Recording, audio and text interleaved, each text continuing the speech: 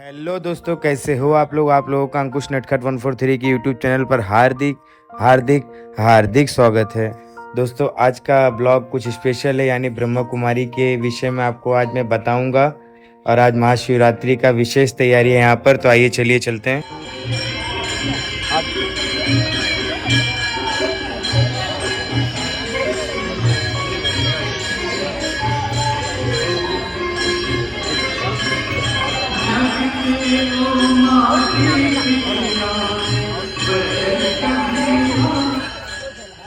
दोस्तों, ब्रह्मा कुमारी महिलाओं द्वारा चलाई जाने वाली विश्व में सबसे बड़ी आध्यात्मिक संस्था है। इस संस्था के संस्थापक प्रजापिता ब्रह्मा बाबा ने माताओं और बहनों को शुरू से ही आगे रखने का फैसला लिया, और इसी के कारण विश्व की अन्य सभी आध्यात्मिक और धार्मिक संस्थाओं के बीच में ब्रह्मा कुमारी अपना अलग अस्तित्व बनाए हुए है। ओम शांति।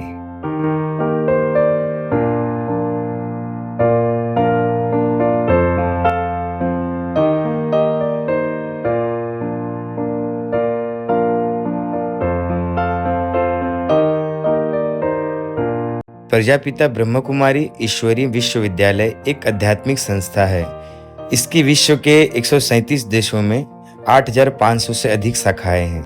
इस संस्था का बीजारोपण 1930 के दशक में अविभाजित भारत के सिंध प्रांत के हैदराबाद नगर में हुआ। लेखराज कृपलानी इसके संस्थापक थे। इस संस्था में स्त्रियों की महती भूमिका है। ओम शांति। इस संस्था का मत है कि 5,000 वर्ष का एक विश्व नाटक चक्र होता है, जिसमें 4 युग होते हैं। प्रत्येक युग 1,250 वर्ष का होता है, और कलयुग और सतयुग के बीच में संगम युग भी होता है। श्री कृष्ण सतयुग के आरंभ में आते हैं। परम पिता परमात्मा शिव गीता उपदेश देते हैं, जो कि 5,000 वर्ष पूर्व की भांति कलयुग अंत में दिया गया था। वर्तमान में गीता उपदेश ब्रह्म कुमारी पंथ में मुरली के माध्यम से दिया जाता है। ब्रह्म कुमारी की मूल शिक्षाएं योग सिद्धांत उनके राजयोग कोर्स द्वारा प्राप्त किए जा सकते हैं। यह कोर्स आत्मा और तत्वों के बीच के आपसी संबंध की वास्तविक समझ प्रदान करता है। साथ ही साथ आत्मा, परमात्मा और भौतिक विश्व के बीच परस्पर संबंध की समझ भी दी जाती है। इस कोर्स के विभिन्न क्षण आपकी आंतरिक यात्रा को सक्षम और प्रभावशाली बनाने में मदद करेंगे। चेतना और आत्म अनुभूति, परमात्मा के साथ संबंध और समीपता, कर्म के सिद्धांत, समय चक्र, जीवन रूपी वृक्ष, आध्यात्मिक जीवन शैली। ओम शांति। ब्रह्म कुमारी मनुष्य को 2 भागों से बना हुआ देखती है। एक बाहरी दृश्य शरीर, जिसमें स्थिति और संपत्ति जैसे पहलू शामिल हैं, और एक सूक्ष्म ऊर्जा जिसे आत्मा के रूप में जाना जाता है। आत्मा की चारित्रिक संरचना व्यक्ति के बाहरी कार्यों के माध्यम से व्यक्त होती है। हालांकि बाहरी दिखावे की परवाह किए बिना चाहे कार्य प्रेम, शांति, खुशी या विनम्रता के साथ किए जाए, किसी की आत्मा के सार को दर्शाते हैं। ब्रह्म कुमारियां सिखाती हैं कि आत्मा आध्यात्मिक प्रकाश का एक अनंत बिंदु है, जो उसके शरीर के माथे में रहती है, और सभी आत्माएं मूल रूप से सोल वर्ल्ड में ईश्वर के साथ मौजूद थी, जो अनंत प्रकाश की दुनिया है, शांति और मौन।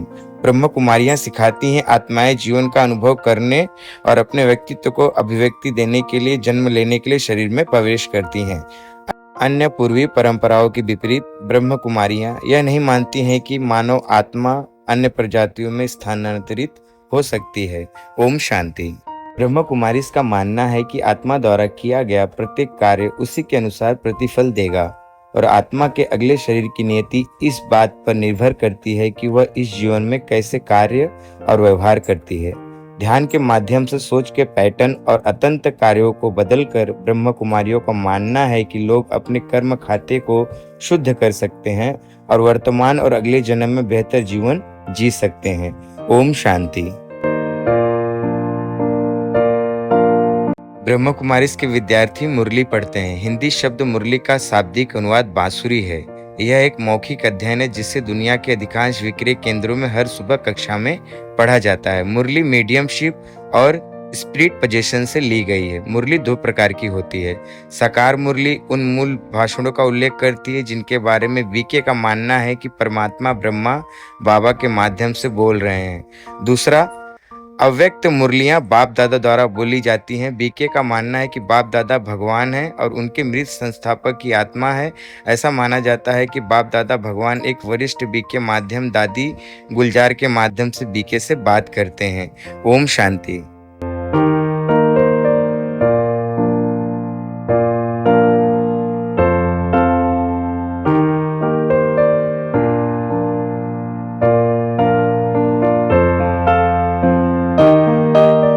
शारीरिक इंद्रियों पर अधिक नियंत्रण पाने के लिए ब्रह्म कुमारियां एक विशिष्ट जीवन शैली की सलाह देती हैं।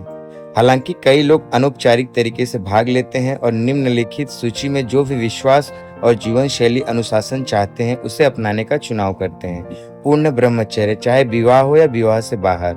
सात्विक शाकाहार, एक सख्त लैक्टो शाकाहारी आहार, अंडे, प्याज, लहसुन और या मसालेदार भोजन को छोड़कर जो केवल स्वयं या ब्रह्म कुमारी के अन्य सदस्यों द्वारा पकाया जाता है। शराब, तंबाकू और गैर पर्ची दवाओं से परहेज करना। ऐसे बहुत से जानकारी आपको ब्रह्म कुमारी संस्था में मिलती है। ओम शांति। दादी, मुझे स्वर्ग में जाना है, तो स्वर्ग में जाने के लिए मुझे क्या करना पड़ेगा?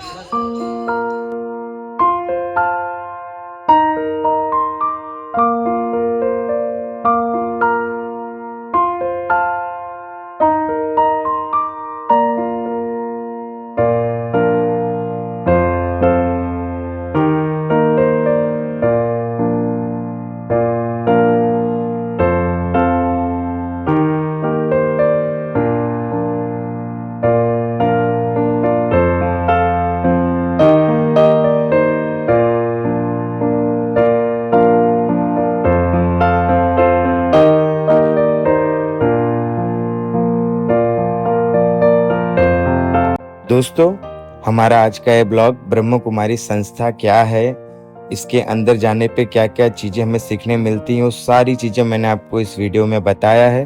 और अगर आप चैनल पर नए हैं तो प्लीज़ चैनल को लाइक, शेयर, सब्सक्राइब ज़रूर करिए। अपना ख्याल रखिए। मिलते हैं नेक्स्ट ब्लॉग में। ओम शांति।